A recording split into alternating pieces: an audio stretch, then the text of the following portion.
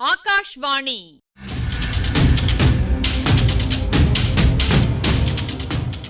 பொன்னியின் செல்வங்கள் வாசிப்பும் ஆய்வும். வாசிப்பவர் ராமசுவாமி சுதர்சன் அவர்கள்.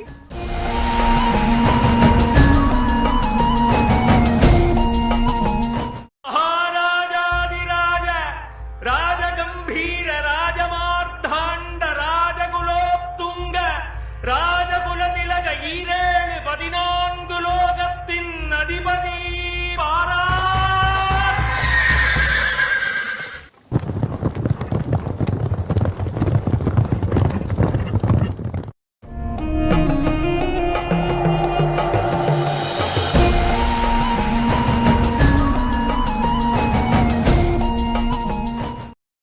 தன்னுடைய புத்திரனான மதுராந்தகனிடம் தன்னை பற்றிய கதையை அவனுடைய தாயார் செம்பியன் மாதேவி செப்பிக் கொண்டிருந்தாள். நான் பிறந்த ஊராகிய மழபாடிக்கு நீ குழந்தையாயிருந்தபோது 2 தடவை வந்திருக்கிறாய். அந்த ஊரில் உள்ள சிவபெருமான் ஆலயத்தையும் பார்த்திருக்கிறாய். கோச்செங்கட் சோழ மன்னர் சிவாலயம் எடுப்பித்த 64 ஸ்தலங்களில் அதுவும் ஒன்று என பெரியோர்கள் சொல்ல கேட்டிருக்கிறேன். உன்னுடைய பாட்டனார் என்னுடைய தந்தை மழபாடியில் பெரிய குடுத்தனக்காரர். எங்கள் குலம் தொன்மையானது. ஒரு காலத்தில் மழவரையர்கள் செல்வாக்கு பெற்ற சிற்றரசர்களாயிருந்தார்கள். விஜயாலய சோழர் காலத்தில் நடந்த யுத்தங்களில் பாண்டியர்களோடு சேர்ந்திருந்தார்கள். அதனால் சோழர்கள் வெற்றி பெற்ற பிறகு மழவரையர்களின் செல்வாக்கு குன்றியிருந்தது. சிறு பெண்ணாயிருந்தபோது அதை பற்றியெல்லாம் நான் குறைப்படவில்லை. என் உள்ளம் மழபாடி ஆலயத்தில் உள்ள நடராஜப் பெருமான் மீது சென்றிருந்தது. மழபாடியின் சரித்திரத்தில் நிகழ்ந்த ஒரு வரலாற்றை ஒரு பெரியவர் நான் குழந்தையாயிருந்தபோது எனக்குச் சொன்னார். சுந்தரமூர்த்தி சுவாமிகள் தமது சீடர்களுடனே எங்களூர் பக்கமாகப் போய்க் கொண்டிருந்தார். மழபாடி சிவாலயத்தைச் சுற்றி செழித்து வளர்ந்து கொத்து கொத்தாக பூத்து குலுங்கிய கொன்னை மரங்கள் ஆலயத்தை மறைத்திருந்தனவாம். ஆகையால் கோயிலை கவனியாமல் சுந்தரர் சென்றாராம். சுந்தரம், என்னை மறந்தாயோ என்ற குரல் அவர் காதில் கேட்டதாம். சுந்தரர் சுற்றும் முற்றும் பார்த்து, யாராவது ஏதேனும் சொன்னீர்களா என்று கேட்டாராம். சீடர்கள் இல்லை என்றார்களாம். தங்கள் காதில் குரல் எதுவும் கேட்கவில்லை என்றும் சொன்னார்களாம். சுந்தரர் உடனே அருகில் ஏதாவது ஆலயம் மறைந்திருக்கிறதா என்று விசாரித்தாராம். கொன்னை மரங்களுக்கிடையில் மறைந்திருந்த மழபாடி திருக்கோவிலைக் கண்டுபிடித்து ஓடி வந்து இறைவன் சந்நிதியில் பொன்னார் மேனியனே என்ற பதிகத்தை பாடினாராம். இந்த வரலாற்றை கேட்டது முதற்கொண்டு, மன்னே, மாமணியே, மழபாடியுள் மாணிக்கமே, அன்னே, உன்னையல்லால் இனி யாரை நினைக்கேனே என்ற வரிகள் என் மனத்தில் பதிந்துவிட்டன. கோவிலுக்கு அடிக்கடி போவேன். நடராஜமூர்த்தியின் முன்னால் நின்று அந்த வரிகளை ஓயாது சொல்வேன். நாளாக ஆக என் உள்ளத்தில் மழபாடி இறைவர் குடிகொண்டு விட்டார். சிவபெருமானையே நான் மணந்து கொள்ளப் போவதாக மனக்கோட்டை கட்டினேன். என்னை நான் உமையாகவும் பார்வதியாகவும் தாட்சாயணியாகவும் எண்ணிக்கொள்வேன். அவர்கள் சிவபெருமானை பதியாக அடைவதற்கு தவம் செய்தது போல நானும் கண்ணை மூடிக்கொண்டு தவம் செய்வேன். யாராவது என் கல்யாணத்தை பற்றிய பேச்செடுத்தால் வெறுப்படைவேன். இவ்விதம் என் குழந்தை பருவம் சென்றது. மங்கை பருவத்தை அடைந்தபோது என் உள்ளம் சிவபெருமானுடைய பக்தியில் முன்னைவிட அதிகமாக ஈடுபட்டது. வீட்டாரும் ஊராரும் என்னை பிச்சி என்று சொல்ல ஆரம்பித்தார்கள். அதையெல்லாம் நான் பொருட்படுத்தவே இல்லை. வீட்டில் உண்டு உறங்கிய நேரம் போக மிச்சப்பொழுதையெல்லாம் கோயிலிலேயே கழித்தேன். பூஜைக்குரிய மலர்களை பறித்து விதம் விதமாக மாலைகளை தொடுத்து நடராஜ பெருமானுக்கு அணியச் செய்து பார்த்து மகிழ்வேன். நெடுநேரம் கண்ணை மூடிக்கொண்டு தியானத்தில் ஆழ்ந்திருப்பேன். இவ்விதம் ஒரு நாள் கண்ணை மூடிக்கொண்டு மனத்தில் இறைவனையே தியானித்துக் கொண்டிருந்த போது திடீரென்று கலகலவென்று சத்தம் கேட்டு கண் விழித்து பார்த்தேன். என் எதிரே 5-6 பேர் நின்று கொண்டிருந்தார்கள். அவர்களில் முன்னால் நின்ற ஒருவர் மீது என் கண்களும் கருத்தும் சென்றன. நான் மனத்தில் தியானித்துக் கொண்டிருந்த சிவபெருமான் தாமே தன் பரிவாரங்களுடன் என்னை ஆட்கொள்ள வந்துவிட்டார் என்று எண்ணிக்கொண்டேன். எழுந்து நின்று தலைகுனிந்து வணங்கி நின்றேன். என் கண்களிலிருந்து தாரை தாரையாக கண்ணீர் பொழிந்தது. இதை அவர் கவனித்திருக்க வேண்டும். இந்த பெண் யார்? இவள் ஏன் கண்ணீர் விட்டு அழுகிறாள் என்று ஒரு குரல் கேட்டது. அதற்கு என் தந்தையின் குரல். இவள் என் மகள். பிஞ்சிலே படுத்தவளைப் போல இவளுக்கு இப்போது சிவபக்தி வந்துவிட்டது. ஓயாமல் இப்படி கோவிலில் வந்து உட்கார்ந்து கண்ணை மூடிக்கொண்டு தியானம் செய்வதும் பதிகம் பாடுவதும் கண்ணீர் விடுவதுமாயிருக்கிறாள் என்று கூறிய மறுமொழி என் காதில் விழுந்தது. மறுபடி நான் நிமிர்ந்து பார்த்தபோது முன்னால் நின்றவர் சிவபெருமான் இல்லை என்றும் யாரோ அரச குலத்தவர் என்றும் தெரிந்து கொண்டேன். எனக்கு அவமானம் தாங்கவில்லை. அங்கிருந்து ஒரே ஓட்டமாக ஓடிப்போய் வீட்டை அடைந்தேன். ஆனால் என்னை ஆட்கொண்டவர் என்னை விடவில்லை. என் தந்தையுடன் எங்கள் வீட்டுக்கே வந்து விட்டார். மகனே, அவர்தான் என் கணவரும் உன் அருமை தந்தையுமாகிய கண்டராதித்த தேவர். இவ்விதம் கூறிவிட்டு பெரிய மகாராணி சிறிது நிறுத்தினார். பழைய நினைவுகள் அவருடைய கண்களில் மீண்டும் கண்ணீர் துளிகளை வருவித்தன. கண்ணை துடைத்து கொண்டு மறுபடியும் கூறினார். பிறகு உன் தந்தையை பற்றிய விவரங்களை தெரிந்து கொண்டேன். அவர் சிறிது காலத்துக்கு முன்புதான் சோழ நாட்டின் சிம்மாசனத்தில் அமர்ந்தார். அது முதல் பற்பல சிவஸ்தலங்களுக்குச் சென்று ஆலய தரிசனம் செய்து வந்தார்.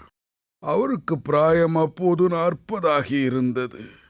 இளம் வயதில் அவர் மணந்து கொண்டிருந்த மாதரசி காலமாகிவிட்டார். மறுபடி கல்யாணம் செய்து கொள்ளும் எண்ணமே அவருக்கு இருக்கவில்லை. மீண்டும் மனம் புரிந்து கொள்வதில்லை என்று விரதம் கொண்டிருந்தார். ஆனால் அவருடைய புனித உள்ளம் இந்த பேதையை கண்டதினால் சலனமடைந்தது. என் தந்தையின் முன்னிலையில் என் விருப்பத்தை அவர் கேட்டார். நானோ சிவபெருமானே மனித உருவங்கொண்டு என்னை ஆட்கொள்ள வந்திருப்பதாக எண்ணி பரவசம் கொண்டிருந்தேன். அவரை மணந்து கொள்ள பூரண சம்மதம் என்பதை தெரிவித்தேன். எங்களுக்கு விரைவில் திருமணம் நடந்தது. அதன் பயனாக உன் பாட்டனார் இழந்திருந்த செல்வாக்கை மீண்டும் அடைந்து மழவரையர் என்ற பட்டப் பெயரையும் பெற்றார். மகனே, எனக்கும் உன் தந்தைக்கும் திருமணம் நடந்த பிறகு நாங்கள் இருவரும் மனம் விட்டு பேசி ஒரு முடிவுக்கு வந்தோம். சிவபெருமானுடைய திருப்பணிக்கே எங்கள் வாழ்க்கையை அர்ப்பணம் செய்வதென்றும் இருவரும் மகப்பேற்றை விரும்புவதில்லை என்றும் தீர்மானித்திருந்தோம். அதற்கு ஓர் முக்கியமான காரணம் இருந்தது. குழந்தாய், இதையெல்லாம் உன்னிடத்தில் சொல்ல வேண்டிய அவசியம் ஏற்படும் என்று நான் கனவிலும் கருதவில்லை. ஆயினும் அத்தகைய அவசியம் நேர்ந்துவிட்டதனால் சொல்லுகிறேன். கொஞ்சம் செவி கொடுத்து கவனமாக கேள்.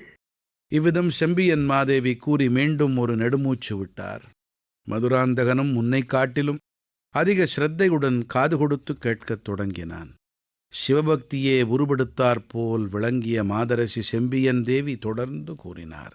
மகனே, உன் தந்தை கண்டராதித்த தேவர் சிம்மாசனம் ஏறிய பொழுது சோழ ராஜ்யத்தில் ஒரு சங்கடமான நிலைமை ஏற்பட்டிருந்தது. உன் பாட்டனார் பராந்தக சக்கரவர்த்தியின் பெருமையை நீ அறிந்திருக்கிறாய். அவருடைய ஆட்சி காலத்தில் சோழ ராஜ்யம் தெற்கே ஈழ நாடு வரையிலும் வடக்கே கிருஷ்ணை நதி வரையிலும் பரவியது. ஆனால் அவருடைய அந்திம காலத்தில் ராஜ்யத்துக்கும் ராஜகுலத்துக்கும் பல விபத்துகள் ஏற்பட்டன. ராவணேஸ்வரனுடைய மூல பல சைன்யத்தைப் போல் இரட்டை மண்டலத்து படைகள் படையெடுத்து வந்தன. பராந்தக சக்கரவர்த்தியின் மூத்த புதல்வரும் ஒப்பு உவமையில்லாத படை வீராதி வீரரும் உன் பெரிய தகப்பனாருமான ராஜாதித்த தேவர் இரட்டை மண்டலத்து மாபெரும் சைன்யத்தை எதிர்க்க புறப்பட்டார். இப்பகுதியின் ஆய்வினை வழங்குகிறார் ஐங்கரன் அவர்கள்.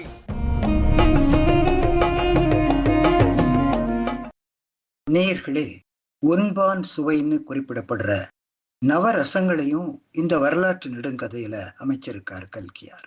திருப்பாட்டு என்று சொல்லப்படும் சுந்தரரின் திருப்பதிகங்களிலும் இந்த சுவைகள் விரவி காணப்படுகின்றன. இப்ப இந்த பகுதியில இந்த சிந்தனை எழ காரணம், திருமழபாடியை பத்தி சொல்லும் போது செம்பியன் மாதேவியார் வெளிப்படுத்தும் பெருமித சுவை. திருவாரூர்ல ஈசன் அடியெடுத்து கொடுக்க தொண்டர்களின் பெருமையை தொகுத்து திருத்தொண்ட தொகை பாடினார் சுந்தரர். அதற்கு திருநாரையூர் பொல்லா பிள்ளையார் பொருள் கூறினார். அதை கேட்கும் பேறு பெற்றவர் சற்று முன் சபா மண்டபத்துக்கு எழுந்தருளியிருந்த நம்பி ஆண்டார் நம்பி. இதையொட்டி சில முக்கியமான குறிப்புகளை பார்த்துட்டு கதைக்கு திரும்புவோம். இந்த கதை நிகழ்ச்சிகளுக்கு காலத்தால் முற்பட்டவர் சுந்தரமூர்த்தி சுவாமிகள், சமகாலத்தவர் நம்பியாண்டார் நம்பி, பிற்காலத்தவர் சேக்கிழார். சுந்தரரின் திருத்தொண்ட தொகை தொகை நூல். நம்பியாண்டார் நம்பி அத அந்தாதியாக வகைப்படுத்தினார். இது வகை நூல். இவ்விரண்டையும் அடிப்படையாக கொண்டு சேக்கிழார் செஞ்ச நூல் பெரிய புராணம். நல்லது. மாதேவடிகளின் பெருமிதம் மதுராந்தகருக்கு எப்படி புரியும்? இருந்தாலும் இறை பக்தியில ஈடுபட்டிருந்தவர் இல்வாழ்க்கையில ஈர்க்கப்பட்ட வரலாறு. ஏறத்தாழ தன்னை போலத்தான். சிவபக்தி சிம்மாசன ஆசையா மாறிடுச்சே, ஆர்வம் மேலிட கேட்கிறான்.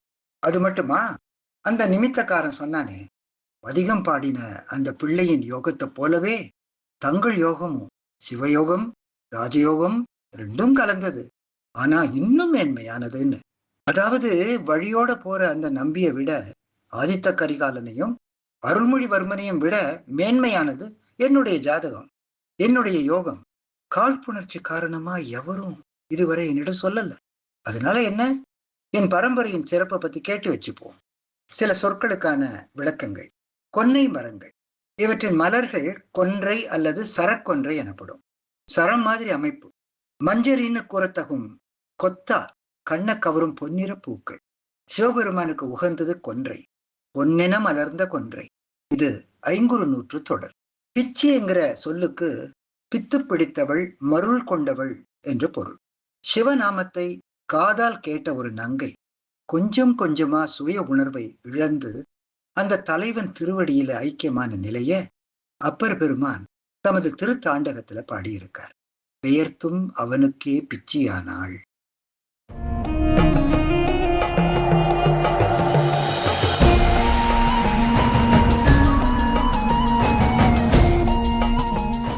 பொன்னியின் செல்வங்கள் வாசிப்பும் ஆய்வும் கேட்டீர்கள்.